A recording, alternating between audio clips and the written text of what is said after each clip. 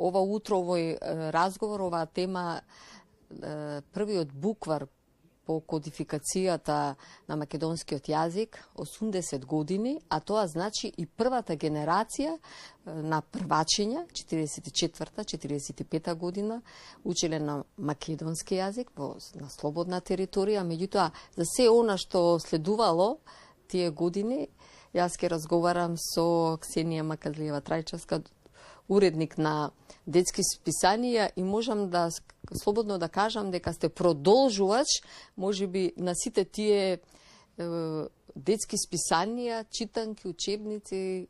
Знаеме дека првиот буквар автор е Васил Куновски, меѓутоа тука има многу автори. Нема многу да должам. Може ли некако ретро да се навратиме, бидејќи навистина годинава бележиме 80 години од кодификацијата на македонскиот јазик?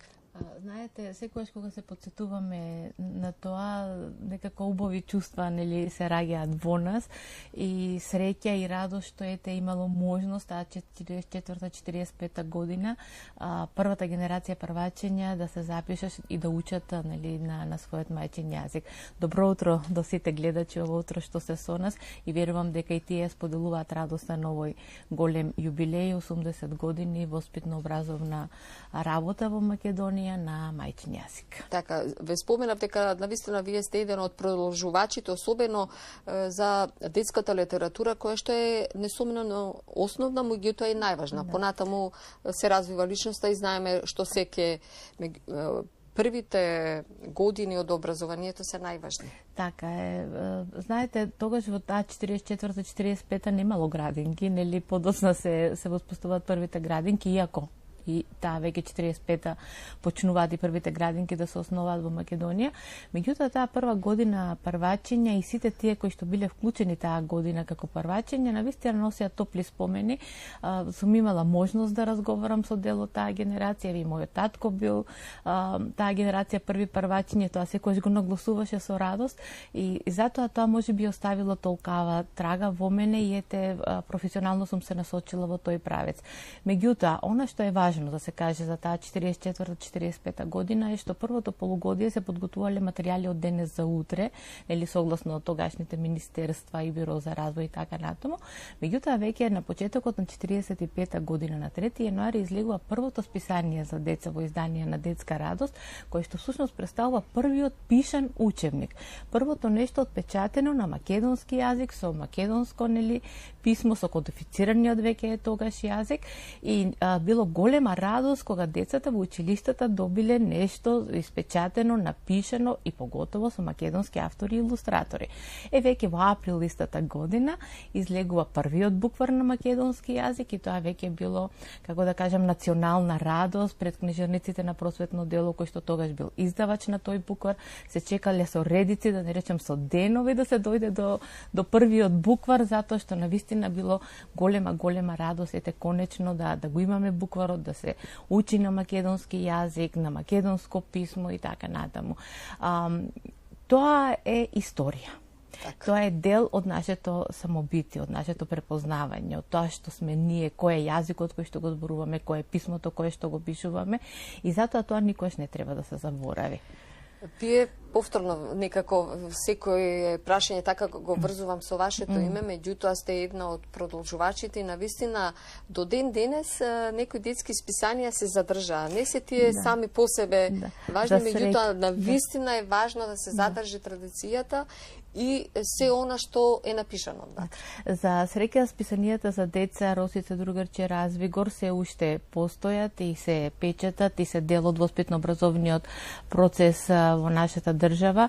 Благодарност до сите наставници, до сите родители, до сите, нели, читатели кои што се уште ја даваат поддршката во ова дигитално време, но видете, знаете како има една поговорка, вели правосмокалката се измисли, ама метлата не го изгуби своето место. Така да одиме, секако дигитализацијата е тука, компјутерите, нели, електронските изданија, меѓутоа, она што значи книга, она што значи списание, она што значи манипулативна работа на час со децата, се уште го држи својот примат.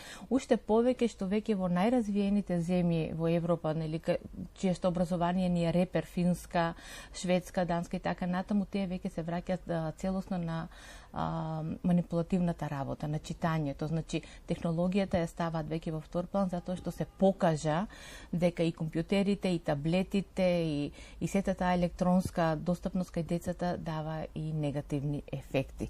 Друго е особено во социјализацијата. Да, особено во социјализацијата. Значи, друго е кој ќе земете вие моливот и боичките враце, да изразите својата креативност, друго е кога тоа го правите на компјутер. Затоа е многу важно да не забораваме да читаме и да пишуваме, особено на својот мајчин јазик. Оти кога убаво ќе го запознаеме својот јазик, тогаш полесно ќе ги запознаеме и другите јазици. Ние продолжуваме со мисијата, остануваме чувари на македонското писмо, на македонската литература за деца. Учевме од најдобрите, почнувајќи од Славко Јаневски навака, преку Видое Подгорец, преку Киро Донев, Стојан Тарапуза, Ванчо Полозаревски, Васил Куновски, Васил Пујовски. Тие сите биле дел од списанијата и подоцна прераснале во автори, Горијан Петревски секако. Значи сите тие се од школата, Академијата на детска радост, таму почнав и јас. Сега еве детска радост и просветно дело со годините се споја и продолжуваат во мисија на чување на јазикот, на издавање квалитетна литература за деца и секако списанијата се тука како прв чекор до литературата. Ова што го држите е ова е една книга Календар на детството од Киро Донев, избор од творештвото на Киро Донев, објавувана во списанијата. Значи, што содржи? Содржи и песнички, раскази, и драмски текстови, и гатанки, и целата азбука е внатре, видена низ перото на Киро Донев.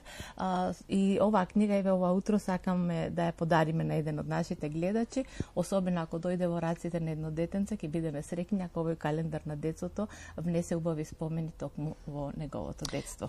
Секако ви благодарам што навистина, еве, бака ќе кажеме, нека се јави првиот гледач.